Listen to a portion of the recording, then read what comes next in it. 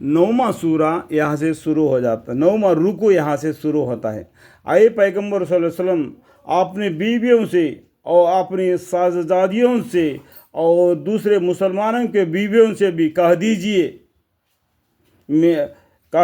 कि सर से नीचे कर लिया करे अपने ऊपर दुपट्टे से अपनी चादरों, मतलब पैगंबर सल्लल्लाहु अलैहि वसल्लम को अल्लाह ताला बोलते हैं कि आप उनको बता दो, किनको, आए पैगंबर सल्लल्लाहु अलैहि वसल्लम अपनी बीवियों से, उनकी बीवियों को से और अपने साहबजादियों से, अपने भाई होंगे और रिश्तेदार वाले होंगे, ख़ानदान वाले होंगे, उन औरतों से और दूसरे मुसलमानों की बीवियों से जो हम सफ़र साथी है उनसे भी कह दीजिए कि सर से नीचे कर लिया करे अपने ऊपर थोड़ी सी अपनी चादरें, मतलब सिर पर कपड़ा डाल लेना चाहिए।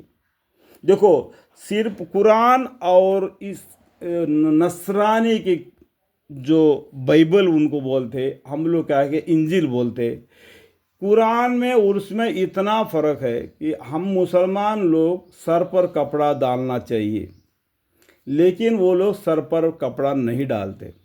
लेकिन उनके मज़हब के किताब में यानी इंजील में लिखा है, जो औरत बेपर्दा सर पर बगैर कपड़ा डाले हुए घर से बाहर निकलती है तो उसका सर के बाल उतार दो। कुरान से भी बढ़कर बात ये एक ही बात है इंजील में। क्या लिखा हुआ है? नसरानी लोग अगर सर पर बगैर कपड़े के बाहर निकल आ गए तो उनका सर का बाल मुंडवाओ। कुरान में तो इतना नहीं बताया, इंजील में उन लोगों के बारे में, लेकिन वो लोग सिर पर दुपट्टा नहीं रखते और हिजाब नहीं रखते। हम मुसलमान औरतें हिजाब रखते, सर पर दुपट्टा रखते हैं, जब घर से बाहर निकलते हैं तब, और अजान देते हैं तब भी सर पर कपड़ा लेते हैं। तो और भी कुछ गलतियां अगर मुसलमान औरतों के बारे में होती है तो हम तमाम मोमिन औरतों के बारे में, तमाम औरतों के बारे में माफ़ी मांगता हूँ। अल्लाह मग़फ़िर, उनको हिदायत दे। आए पैगंबर सल्लल्लाहु अलैहि वसल्लम अपने बीवियों से और अपनी साहबजादियों से और दूसरे मुसलमानों के बीवियों से भी कह दीजिए कि सर से नीचे कर लिया करे अपने ऊपर थोड़ी सी अपनी चादरें, इससे जल्दी पहचान हो जाया करेगी तो आज़र ना दी जाया करेगी, और अल्लाह ताला बख्शने वाला मेहरबान है।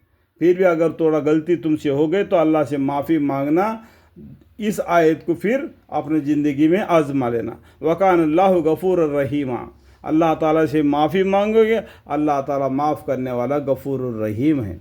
ये मुनाफिकीन और वह लोग जिनके दिलों में खराबी है, और वो लोग जो मदीना में झूठी झूठी अफवाहें उड़ाया करते हैं, अगर बाज ना आवे तो ज़रूर हम आपको उन पर मुसलत कर देंगे। फिर ये लोग आपके पास मदीना में बहुत ही कम रहने पाएंगे जो दीन में गलत बातें फैलाते हैं, उनको बारे में यहाँ पर बता देते हैं अल्लाह ताला। वह भी हर तरफ से फटकारे हुए जहाँ मिलेंगे पकड़ धकड़ और मार धाड़ किए जाएंगे। देखो ये आयत एक, देखो ये थोड़ी सी आयत को बाकी मज़हब के लोग लेते हैं, बाकी मज़हब के लोग कुरान को पढ़ते हैं, तो हम मुसलमान लोग यानी क्या है कि कपड़े में बांध के ऊपर रखते हैं। ये देखो बाकी लोग इस आयत को पकड़ लेते हैं, बाकी मज़हब के लोग, वह भी हर तरफ से फटकारे हुए जहाँ मिलेंगे पकड़ धकड़ और मार धाड़ किए जाएंगे। इस आयत को पकड़ के बोलते हैं कि देखो तुम इंसानियत से बाहर निकल कर उनको जहाँ मिले वहाँ पकड़ो मारो, ये इंसानियत के खिलाफ है करके बाकी मज़हब के लोग हम मुसलमानों पर उंगलियां उठाते। ये कब करना चाहिए? ऊपर की आयत को नहीं बोलते, सिर्फ ये एक आयत को बोलते। कब? ये देखो जंग में लड़ाई होती है तो दुश्मन को मारो, वो बोलते हैं कि ये भी गलत है, अगर दुश्मन को तुम नहीं मारेगा तो दुश्मन तुमको मारेगा। ये बात को नहीं दबाते, ये बात को दबाते हैं, छुपाते हैं, और उस बात को उछल देते हैं जो गलत है करके। लेकिन कुरान में नमाज मत पढ़ो, ये बात तो लिखा हुआ है ज़रूर, लेकिन कब नमाज नहीं पढ़ना वो बात नहीं बोलते। नमाज कब नहीं पढ़ना? जब तुम नशे की हालत में हो, जब तुम औरतों से मिले हो, तुम नापाक हो, उस टाइम पर नमाज ना पढ़ो। जब तुम पाक साफ हो जाओ फिर नमाज पढ़ो। ये खुल्लम खुल्ला नहीं समझाते, बस थोड़ी सी बात को लेके अफवाहें फैलाते हैं। देखो ये आयत को ले लेते, वह भी हर तरफ से फटकारे हुए जहाँ मिलेंगे पकड़ धकड़ और मार धाड़ किए जाएंगे, ये आयत को लेते हैं। लेकिन ऊपर वो क्या लिखा है, अभी मैं पढ़ता हूँ। देखो, ये मुनाफिकीन और लोग जिनके दिलों में खराबी है, और वह लोग जो मदीना में झूठी झूठी, देखो ये झूठी झूठी बात को वो छुपाते हैं। ये झूठी झूठी अफवाहें, अफवाह का मतलब क्या है? जो नहीं सो बात को हाई करके बताना, उड़ाया करते हैं। अगर बाज ना आवे, अगर इस तरीके से ये काम करने से, यानी झूठी अफवाहें फैलाने से बाज ना आए तो ये सजा दो, कुरान ये बोलता है। लेकिन ये बात को छुपा के ये बात को ये दूसरे मज़हब के लोग हमारे लिए उंगली उठाते हैं। आज हम मुसलमान भाई उसको जवाब देने के लिए उनके पास ये हिम्मत नहीं कि भाई तुम जो बात कह रहे हैं ना, उस बात का जवाब के उसके ऊपर वाला आयत को पढ़ के सुनाओ, क्योंकि इसके पास इल्म नहीं ना, ये जानवर के जैसे ज़िंदगी गुजार रहे। कुरान मुसलमान के ऊपर नाजिल हुआ, अगर मुसलमान कुरान नहीं पढ़ेगा तो धेड़ चंबड़ पड़ेगा, कौन पढ़ेगा? शर्म आना चाहिए। कुरान को बांध के ऊपर रख देता है, और उसको खोलना पढ़ना बोलेगा तो बस जुम्मे में पढ़ेंगे, ये जुम्मा हो गया तो ठीक है, रमज़ान में पढ़ लेंगे। अल्लाह मग़फ़िरली, अल्लाह मग़फ़िरली, अल्लाह मग़फ़िरली। तो ये बात है, ऊपर वाली आयत को पढ़ के ये आयत को फैलाना चाहिए। अगर बाज ना आवे तो ज़रूर हम आपको उन पर मुसल्लत कर देंगे, फिर ये लोग आपके पास मदीना में बहुत कहीं ही कम रहेंगे पाएंगे। ऐसे गलत काम करने वाले मदीना में बहुत कम रहने पाएंगे। वह भी हर तरफ से फटकारे हुए जहाँ मिलेंगे पकड़ धकड़ और मार धाड़ किए जाएंगे। तब यह आयत नाजिल हुई। देखो कुरान में भी लिखा हुआ है, चोरी करे तो उसका हाथ काट डालो। अभी हज को कितने आदमी गए?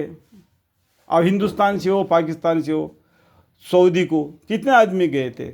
वह कितने आदमी के हाथ काटे हुए हैं? देखो, क्योंकि वहाँ का कानून ऐसा है कि कोई चोरी करेगा तो उसका हाथ काट डालो, तो वो चोरी करने से डर जाएगा। अगर कोई बलात्कार करे तो उसका सजा मौत है।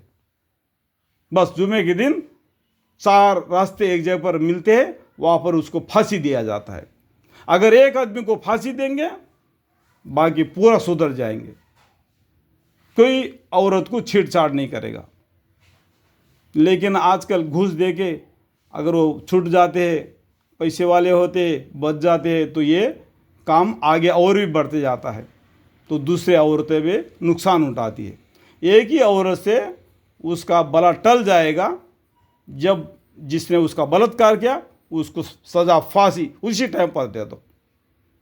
जब 4 आदमी जुमे के दिन इकट्ठा हो जाते हैं, 4 रास्ते जगह पर मिलते हैं, वहाँ पर उसको फांसी दे दो। दूसरा आदमी दूसरी औरत पर आंख उठाने से भी डर जाएगा। कुरान में सूरह नूर में अल्लाह ताला ने पहला मर्दों को बता दिया, मर्दों को बता दिया अपने निगाहें नीचे रखो, अपने शर्मगाहों की हिफाजत करो। उसके बाद में औरतों को बता दिया। तो मर्द माना आगे बढ़ के जाएगा, तभी तो औरत कमज़ोर है, इसकी ताकत के नीचे वो आ जाएगी। इस बात को समझना चाहिए। मैं समझाने के लिए कुछ बातें कुरान के मानी में मैं जोड़ रहा हूँ। अल्लाह मुझे माफ़ फरमाए कि समझाने के तौर पर मैं ये बता रहा हूँ। अल्लाह ताला ने उन मुफस्सदल लोगों में भी अपना यही दस्तूर कर रखा है जो पहले वो गुजरे हैं। ये दस्तूर पहले से होते आ रहा है, ये कुरान से भी नहीं, पहले से भी बताया है। अल्लाह ताला ने उन मुफस्सदल लोगों में भी अपना यही दस्तूर रखा है जो पहले हो गुजरे हैं। आज ये काफिर लोग, ये हिंदू लोग कुरान के बारे में अगर हमारे ऊपर ये उंगली उठाते हैं तो उंगली को तोड़ना चाहिए। तोड़ने की हिम्मत कब होगा? जब तुम्हारे पास इल्म होगा और आप खुदा के दस्तूर में किसी शख्स की तरफ से रद्द बदल ना पाएंगे।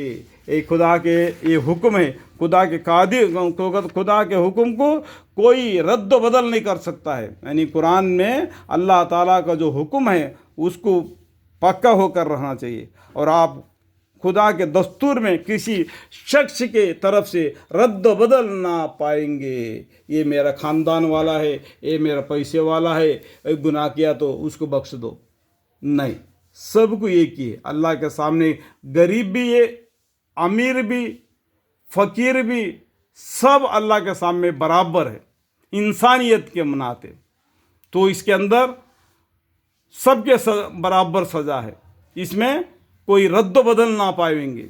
और ये मुनकर लोग आप सल्लल्लाहु अलैहि वसल्लम से क़यामत के मुतल्लक़ सवाल करते हैं, क़यामत के बारे में ये इस्लाम को नहीं मानने वाले आप सल्लल्लाहु अलैहि वसल्लम से सवाल करते हैं कि आप फरमा दीजिए कि इसकी खबर तो बस अल्लाह ही के पास है। देखो यहाँ पर क्या बोलते हैं कुरान में, इसकी खबर तो बस अल्लाह ही के पास है। क़यामत कब आएगी वो अल्लाह के पास है, अल्लाह के इल्म में है। कोई बोलता है पैगम्बर सल्लल्लाहु अलैहि वसल्लम को क़यामत के बारे में मालूम है, कोई बोलता है कि पैगम्बर सल्लल्लाहु अलैहि वसल्लम ने कुरान के वही जो आई थी कुछ छुपाया, और कोई बोलता है शब महराज में हमारे पैगम्बर सल्लल्लाहु अलैहि वसल्लम अल्लाह को देखे। तो ये झूठा है, ये बातें बोलने वाले झूठा है।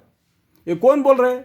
अम्मा आयशा रज़ी अल्लाह अन्हा, उनकी बीवी, वो खुद बुखारी शरीफ पे हदीस है, वो बोल रहे, ये बोलने वाला झूठा है। यहाँ पर भी देखो कुरान में भी क्या बोलता है, इसी खबर यानी क़यामत की खबर बस अल्लाह ही के पास है। और आपको इसकी क्या खबर? अजीब नहीं कि क़यामत करीब ही वाक़ा हो जाए? क्या मालूम, अल्लाह का हुक्म आ जाए होगा तो एकदम हो जाएगा, लेकिन क़यामत आने से पहले कुछ निशानियाँ हदीस में बतलाई गई। ये निशानियाँ आने के बाद में क़यामत आएगी, ये बतलाएगा। वो निशानियाँ हदीस में के जरिया मालूम हो जाएगा। इससे पहले भी मैं आपको पढ़कर सुनाया। जैसा अभी एक मर्तबा बता देता हूँ, एक अजीब जानवर ज़मीन से निकलेगा। वो क्या मोमिन को चेहरे पर मूसा अलैहिस्सलाम के लाठी से लिखेगा ईमान मोमिन बोल के, और जो काफिर है उसको सुलेमान अलैहिस्सलाम की हाथ के उंगली से उसका चेहरे पर उसका दाग लगा देगा, ये काफिर है बोल के। वो दुनिया बहुत जल्दी से फिर जाएगा, सभी आदमी को चेहरे पर ये लिखा होगा, वो बाद में वो गायब हो जाएगा। उसके बाद में 80 साल के बाद में क़यामत आएगी। ये 80 साल ऐसा गुजरेगा, कोई ईमान लाएगा अने ला इलाहा इल्लल्लाह मुहम्मदुर रसूलुल्लाह सल्लल्लाहु अलैहि वसल्लम, उसका ईमान कबूल नहीं किया जाएगी। कोई गलती करेगा, या अल्लाह मुझे माफ़ फरमा, उसकी मग़फ़िरत नहीं हो जाएगी। ये 80 साल ऐसा गुजरेंगे कि इसका ईमान कबूल नहीं किया जाएगा, किसका तौबा कबूल नहीं किया जाएगा। इसी 80 साल के बाद में क़यामत एकदम बर्पा हो जाएगी। जब क़यामत की आवाज़, जो एक ज़ोर सी आवाज़ आती है, तो उसको सबसे पहला कौन सुनेगा? जो हूटों को बांधते हैं ना, वो घर को लीपने वाला, उसको कभी पाक साफ करके लीप के रखता है, वो सुनेगा उस आवाज़ को। वो धीरे धीरे करके ऐसा बनेगी जैसा घरों को उखाड़ फेंकेगी। घर की क्या मजाल, पहाड़ों को भी उखाड़ फेंकेगी, पूरे दरिया उठकर ज़मीन पर आ पड़ेगी। क़यामत का बर्पा हो जाएगा। ये निशानियाँ तो बतलाया, लेकिन कब होगा ये अल्लाह बेहतर जाने। बेशक अल्लाह ताला ने काफिरों को रहमत से दूर कर रखा है और उनके लिए आतिश सोजन तैयार कर रखी है। काफिरों को अल्लाह ताला ने काफिरों को अपने रहमत से दूर कर रखा है। उनके लिए जहन्नम है जिसमें वो हमेशा हमेशा रहेंगे, ना कोई यार पावेंगे और ना कोई मददगार। ये दुनिया में तो उनके यार है, यार मतलब क्या है, दोस्त, और मददगार है कोई मुसीबत पड़ते है तो दुनिया में, लेकिन क़यामत के दिन अल्लाह के हिसाब किताब के सामने ना कोई यार पाएंगे और ना कोई मददगार। अब बस सिर्फ अल्लाह की हुक्म होगी उस दिन, जिस रोज़ उनके चेहरे दोज़ख में उल्ट पुल्ट किए जाएंगे, जैसा कि गरम तेल में अपने क्या पूरी परोठा الٹا پھلٹا کر کے گرم کرتے ہیں نا، اس طریقے سے جہنم میں ان کو الٹ پھلٹ کر کے سزا دی جائے گی۔ اللہم اغفر، اللہم اغفر، یا اللہ ایسے ہر عذاب سے مجھے، میری بیوی، میرے بچے، میرے پورے خاندان وسیلہ تا قیامت، نسل با نسل، نسل با نسل، ان سب کے حق میں ابھی معافی چاہتا ہوں۔ یا اللہ مالک ہمیں دوزخ کے ہر عذاب سے حفاظت فرما، آپ کی رحمت کے سائے میں ہمیں جنت الفردوس عطا فرما۔ ان سب کے حق میں ابھی معافی مانگتا ہوں۔ اللہم اغفر لی۔ جس روز ان کے چہرے دوزخ میں الٹ پھلٹ کیے جائیں گے، یوں کہتے ہوں گے کہ اے کاش ہم نے اللہ کی اطاعت کی ہوتی اور ہم نے رسول صلی اللہ علیہ وسلم کی اطاعت کی ہوتی۔ اس ٹائم پر کہنے سے کیا مطلب؟ اس ٹائم پر سے کہنے سے کیا مطلب ہے؟ اور یوں کہیں گے کہ اے ہمارے رب، ہم نے اپنے سرداروں اور اپنے بڑوں کو کہنا مانا تھا، سو انہوں نے ہم کو سیدھے راستے سے گمراہ کیا تھا۔ اے ہمارے رب، ان کو دوہری سزا دیجیے اور ان پر بڑی لعنت کیجیے۔ اس ٹائم پر ایک دوسرے کو پر لعنت کرتے ہوں گے، یہ ان کو زیادہ سزا دو، یہ ان کو سزا زیادہ دو۔ اللہم اغفر لی، اللہم اغفر لی۔ یہاں تک 8واں رکوع ختم ہو گیا۔